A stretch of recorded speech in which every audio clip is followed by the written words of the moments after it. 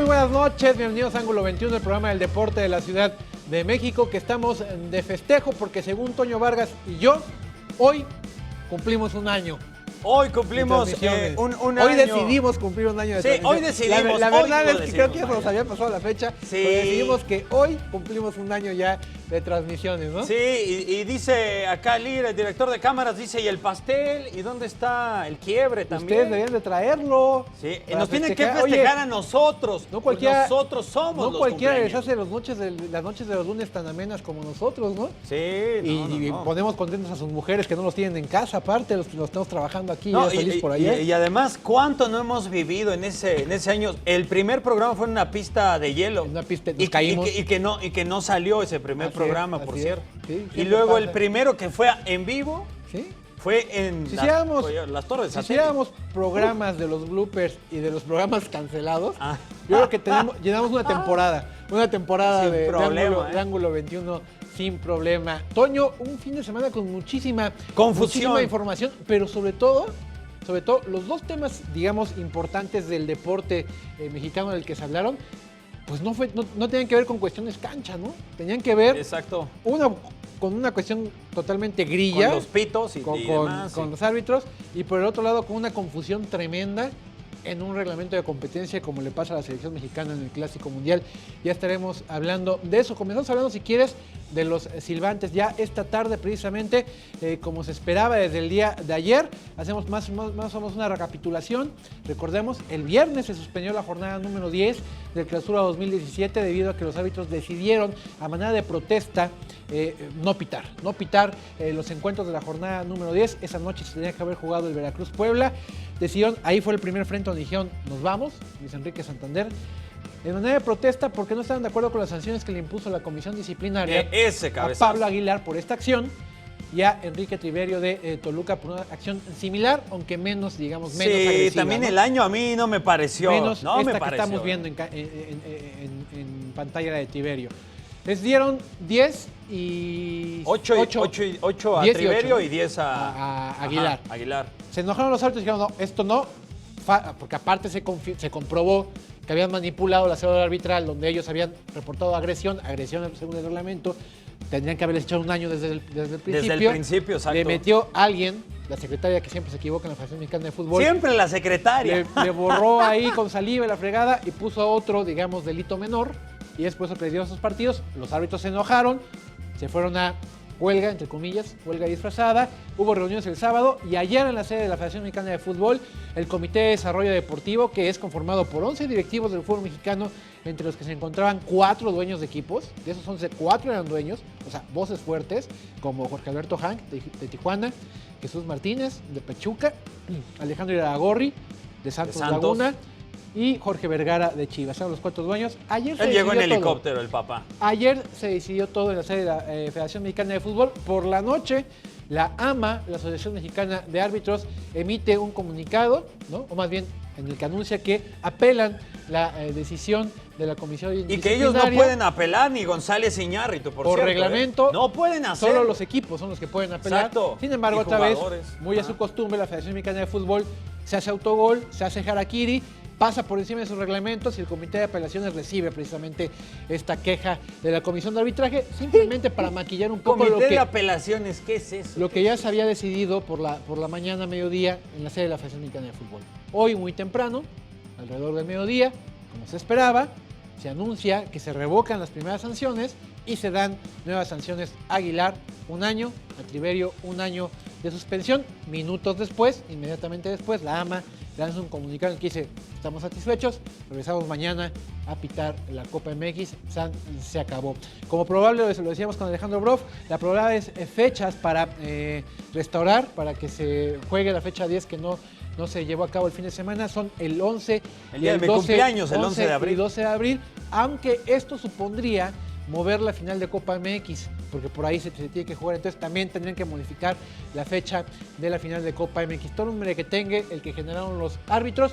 Muchos hablan de que fue un triunfo del arbitraje mexicano, tienen toda la razón. Sí, pero se ganó, le bajaron tal cual los calzones a la comisión. se ganó una batalla, nada más, Tony. Se La ganó primera, solo sí, una batalla. la segunda película, ¿cómo crees que se va a llamar? Va a ser un contragolpe letal. Sí, le va a dar también duro. A mí algo que yo aplaudo que se hayan puesto al tiro también los árbitros, pero lo que no me agrada es como si ya de alguna manera te estás empezando a echar el tiro contra los federativos, contra los dueños de los equipos, ¿por qué no también abrirse a los medios de comunicación y expresar lo que está sucediendo? Hoy veía casi llorando a Heriberto Murrieta porque no le contestaba Roberto García Orozco que había quedado con él. Si ya quieren ser transparentes, pues también expónganlo a los medios de comunicación. Creo que también nos merecemos nosotros un diálogo. Creo que nada como eso. Deja tú transparentes. hablar. Se fue todo un fin de semana donde el grueso de la gente los calificaba de valientes, de caudillos, de revolucionarios. Exacto. ¿Y por qué no hablan ahora? ¿Y por qué no hablan ahora? Para empezar, todos los comunicados tendrían que ir firmados con nombre y apellido, no como la AMA, ¿no? Con nombre y apellido, porque estaban muy claras las cabezas de este movimiento. Roberto García Orozco, Francisco Chacón, que por cierto, ambos no pasaron las pruebas físicas, uno por lesión, el otro por sobrepeso. Se le cayó una pesa. José Luis la pierna, Camargo, fracturó. el abanderado. Ellos eran los hombres que movían los hilos de este movimiento. Y queda la reflexión, como lo dije en la mañana, queda la reflexión al aire de si esto fue un movimiento de justicia de todo un gremio o de venganza de unos cuantos. Para mí es lo segundo. Sí, ¿no? puede ser.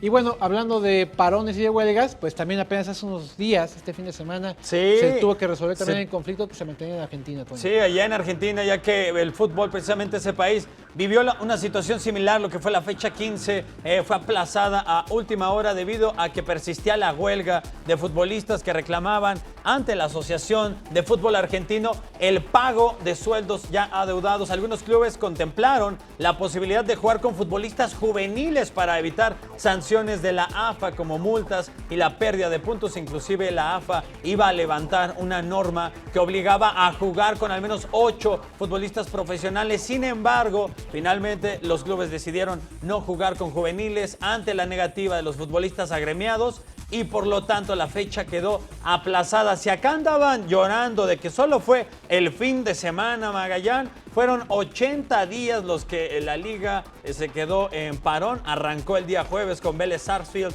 contra Estudiantes de La Plata. Hoy ya culminó, pero fue bastante tiempo. Si hablamos también del lado económico, todo lo que perdió la AFA, ¿y tú crees que la Liga MX iba a permitir 80 días? Nunca, Magallán, nunca. Y acá sí se la sabe. Acá en Argentina con una intromisión tremenda de gobierno, de Mauricio Macri, que lo recordamos, el actual presidente de Argentina, Sí. pues toda su dentro del fútbol. vida ligada al fútbol vía Boca Juniors, y en este conflicto se metió el presidente, una intervención de gobierno arriesgándose a que la FIFA interviniera y suspendiera el fútbol argentino, porque no pueden meter las manos los gobiernos, se supone, Sí, en el se supone, fútbol, ¿no? se En el supone. fútbol. Ahí están las cosas. Y dentro de toda esta vorágine de información que se generó por el paro arbitral, toda la atención se fue hacia el berrinche de los silbantes, que por cierto, ojalá ya hagan bien su trabajo, porque que eso no se olvide, ¿eh? Son muy malos árbitros los mexicanos. Sí, Llevan muchos años. es la Que eso no se realidad. olvide. Bueno, el y a nivel reflector- global, en España también andan muy mal. Están El jodidos reflector allá. se fue para allá y se nos olvidó lo que pasó precisamente la noche del viernes en el estadio Luis Pirata Fuente.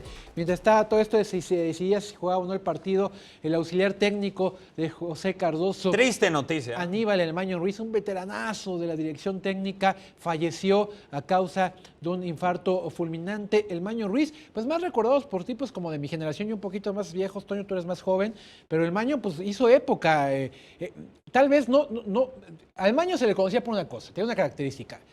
Era súper defensivo, ultra recontra defensivo. Era como el Manuel Lapuente de antes, ¿no? Que le tocó también ahí como ser contemporáneo de Manuel Lapuente, pero digamos el Mario Carrillo. Era muy defensivo, dirigió aquí, entre otros, al Atlas, al propio Veracruz, al Puebla, a los Tecos, y bueno, tuvo la oportunidad de ir a un mundial, ni más ni menos que al frente de la selección paraguaya. Es un hombre importante, un hombre de fútbol, y de veras, tristemente, muere con un infarto fulminante en Veracruz. Al final de cuentas decían, murió donde seguramente lo hubiera querido, ¿no? En la cancha. Así como a mí me gustaría morir en los brazos de una mujer, Magallán. No sé, tu caso, ¿a ti dónde te gustaría morirte? Ay, no me pongas esas preguntas, no sé. No, pues en los brazos de una mujer, Magallán, ¿dónde? De la mía. ¿Eh? De la mía. No, pues sí, o de varios. Bueno, pese a que la selección mexicana de béisbol, Ganó 9 carreras a 9 a los de la Vino Tinto. La novena nacional fue eliminada del Clásico Mundial de Béisbol tras horas y horas de confusión, criterios de desempate, matemáticas y demás. El equipo nacional indicó que les habían avisado que necesitaban ganar por 2 carreras a los venezolanos para estar en el juego de repechaje contra Italia por el pase a la siguiente ronda allá en San Diego. México presentó una protesta tras la eliminación de este certamen allá en el Estadio Panamericano de los Charros de Jalisco, y esto es lo que dijo el Premio Nacional de Deportes, el Cañón, Roberto Zuna. Un torneo totalmente serio, de mucha disciplina, mucho respeto, mucha jerarquía, entonces que ahora salen con esas cosas, pues esto no es serio, entonces no sé qué estamos haciendo aquí nosotros. A nosotros nos dieron la información que si ganábamos hoy y todo eso había posibilidad de ganar, de hecho terminamos el juego y varios medios lo hicieron oficial que nosotros jugamos mañana, entonces les digo, si estas personas estén manejando las reglas a su gusto, no sé, se me hace una falta de respeto que digan una cosa lo primero y luego salgan con otra. Yo creo que las cosas claras del principio para no que pasen este tipo de cosas. A ver, Toño, explícanos, porque esto se alargó hasta las 4:30 de la mañana, sí, la discusión. Al final de cuentas, por todo lo que leí hoy, toda la información que se pudo recabar, pues todos terminan diciendo que el ridículo es de los mexicanos, porque no sabían, o sea, que el reglamento ahí estuvo todo el momento. Sí. ¿No? O sea, el reglamento ahí estaba, y fueron ellos los que no lo entendieron, pero que, exacto, que los de Clásico Mundial, los de MLB, fueron muy claros desde el principio. Ajá. Explícanos por qué la confusión. El problema fue que primero no dijeron esa fórmula matemática, cómo se tenía que operar. Por eso todos los periodistas ayer, incluido Toño Valdés, no sabían ni qué onda, ni Enrique Burak, ni demás. Pero bueno, la cuestión es que son 4 puntos. El punto A son carreras admitidas. Esas carreras admitidas se dividen entre el punto B, que son las entradas que México lanzó de manera a la ofensiva. Ese resultado se le resta, que es la C, carreras permitidas. De ese resultado se divide entre el D. El D quiere decir las entradas a la defensiva. Se multiplica que tuvo por la México. cotización del dólar y se le saca la raíz Bueno, cuadrada. eso dio como resultado que Italia tuviera 1.05, Venezuela tuviera 1.10 y México 1.11. Por una centésima México no pasó. Acá la clave, Magallán, es el partido de México contra Puerto Rico. Novena entrada, el catcher Jorge Báez, Jorge Carrillo, le viene el batazo de foul, lo tiene acá en la mascota, no lo atrapa, y a causa de eso el equipo de Puerto Rico mete 4 carreras más. Si hubiera atrapado esa pelota, le pone el out a Puerto Rico y México hubiera perdido 5-4. México hubiera calificado ya sin ningún problema. Esa también fue parte de las claves de los tantos y tantos errores que tuvo México, encabezada esta novena por Edgar. También, la verdad, qué complejidad, ¿eh? Qué complejidad. Sí, no, por eso es el deporte, las matemáticas también. Siguiente página. Sí, gran fracaso del béisbol mexicano. Gran fracaso del béisbol mexicano. Por mexicano. supuesto, horrible. ¿No? Y en los clásicos mundiales, el periodo pasado se perdió contra Italia también, se perdió contra Canadá, solo se le ganó a Estados Unidos. Por eso ya no trajimos a Miguel Guada para que diga que va a ganar México y no gane. Dijimos, no, lo volvemos a invitar, ¿no? Yo por eso dije Venezuela y Puerto Rico. Yo por eso dije. Vamos a cambiar de tema porque el jefe de gobierno Miguel Ángel Mancera y empresarios inauguraron el Frontón México, el cual había estado cerrado por 20 años, fíjate, Toño, debido a una huelga. Ya jugaban durante ahí la las ceremonia de apertura, Antonio Cosío, dueño del inmueble, afirmó que son los mismos del Estadio Azul. Ajá, afirmó que con la reapertura del Frontón se promueve el deporte del Jai por el bien de la ciudad y de México. Aquí se vivieron noches de gloria en la década de los 50, de los 60. Era un deporte muy popular en México, un buen lugar para ir a las apuestas. Hoy, como decíamos en la nota, 20 años después, se retoma la tradición y a ver si se puede repuntar el Jai en México, toda una tradición. Sí, ojalá. Al Ratón Macías, ese boxeador, también le gustaba mucho ese deporte. Bueno, se realiza, por supuesto, la 5ª carrera del agua en la Ciudad de México. Este es un evento al cual asistieron cientos de participantes que corrieron 6 y 12 kilómetros de distancia y que recorrió la primera y la segunda sección del Bosque Chapultepec. La salida y la meta fue en el Museo del Cárcamo de Dolores. Ahora también con esta carrera del agua en la que se registró la participación de 5,000 asistentes, se busca que la sociedad fomente la cultura del agua y de su cuidado, que fue organizado por el Patronato de la Carrera del Agua y la Comisión Nacional del agua. Recuerde que si usted ve alguna fuga, repórtelo al teléfono. Es muy fácil, Magallán. Es 55 654 3210. Ese es el teléfono. Una vez recuerdo en la primaria que fui a un curso, me dijeron, rápido, marca del 6 para abajo y ya reportas la fuga del agua. ¿Y van a llegar, los están corriendo a arreglarla? Ajá, sí, según. Y bueno, Ahí en también el baño hay también hubo carrera en Ciudad Universitaria. Se trató de la carrera GNC Corre Sin Límites, cuya salida fue en el estacionamiento 8 y la meta en el estadio de prácticas Roberto Tapatío Méndez. Andrés En el de Rubén americano. Casas se llevó el primer lugar de este certamen de 5 kilómetros. Aquí los vemos a todos calentando para esta carrera organizada. ¡Ahí está por Magallán! la ¡Ahí está Magallán! Máxima, no, este fin de semana no ocurrí. Máxima Casa de Estudios. Y bueno, también en el Zócalo capitalino se llevó a cabo un espectáculo, un evento muy vistoso. Se trató de autos clásicos, precisamente estuvieron más de 3,000 antiguos y deportivos sobre la plancha del Zócalo capitalino, corazón de nuestra ciudad. Vamos a ver precisamente esta nota. Bueno, ¿le parece si nos empieza a explicar qué es lo que más le gusta? Por supuesto, está usted enamoradísimo de este auto, pero ¿qué es lo que más le agrada en particular? El lujo que tiene, todas las molduras cromadas, todo casi es original, exactamente es original de 1957, así es este carro Bel Air. ¿Nos podría dar la chance de subirme con usted, ser su copiloto, continuar la entrevista? A ver, vamos. Qué bien. Y ahora dígame, si usted tuviera, ojalá y no, la urgencia de tener que vender este vehículo, ¿en cuánto aproximadamente estaría para ver si es que yo me animo? Pues unos 250,000. 250. Sí, es lo que vale. Oiga, ¿y podría por último encender el motor, por favor? Escuchemos.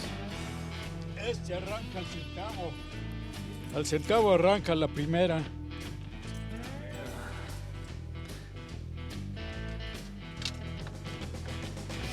¿No trae truco? Ahí está.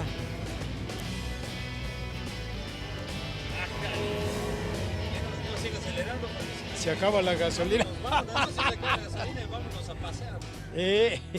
Muy bien, bueno, pues muchísimas gracias, caballero Aarón, por permitirnos entrar a su vehículo. Está bastante guapo.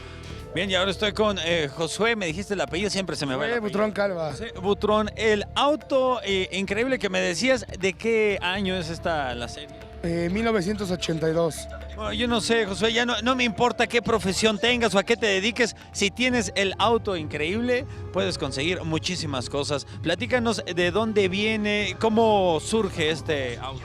Ok, mira, este carro yo lo encontré en un deshuesadero, un trituradero.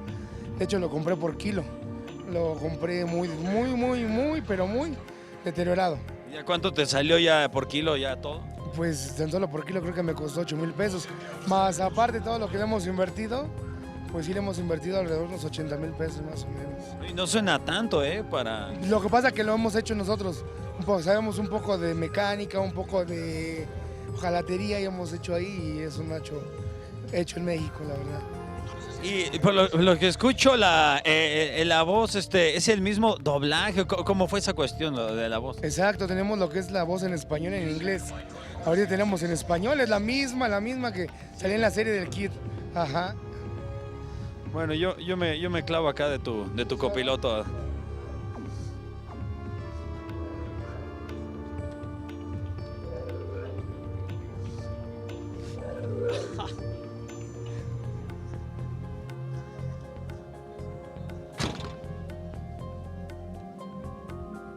El auto increíble. No, pues está bastante guapo el coche. Y entonces ya me dijiste el precio, pero yo vengo pues a intentar a ver si se puede comprar tu auto. ¿Cuánto me podrías tú rebajar? Híjole, pues no lo vendería, la verdad. Ha sido un capricho que desde niño he querido tener y hasta que poco a poco lo hemos podido tener. ¿Por un Suzuki Swift rojo no lo cambias? No.